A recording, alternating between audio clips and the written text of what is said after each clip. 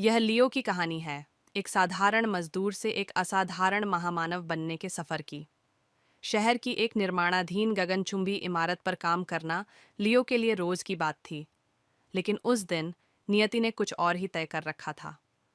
अचानक एक लोहे का केबल टूटा और लियो मचान समेत सैकड़ों फीट की ऊंचाई से सीधे कंक्रीट की सड़क पर जा गिरा। वहां मौजूद लोग चीख पड़े। सबको लगा कि लियो का अंत हो गया है। धूल का गुबार शांत हुआ तो एक चमत्कार हुआ। लियो मलबे के बीच से उठ खड़ा हुआ।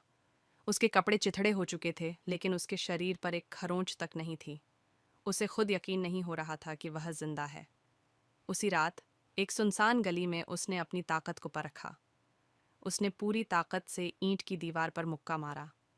दीवार चकनाचूर हो गई, पर उसका हाथ फौलाद की तरह सुरक्षित था।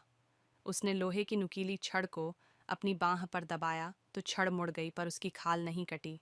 वह समझ गया कि वह अब साधारण नहीं रहा, वह अजेय बन चुका था। अगली सुबह वह उसी इमारत की छत पर गया जहां से वह गिरा था।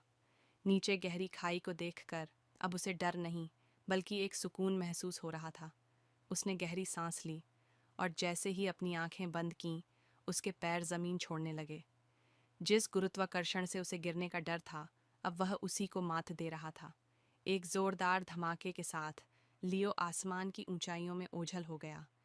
एक नया रक्षक जन्म ले चुका था। क्या आप चाहेंगे कि मैं इस कहानी का अगला भाग लिखूं, जिसमें लियो अपनी इन शक्तियों का उपयोग पहली बार किसी की जान बचाने के लिए करता है?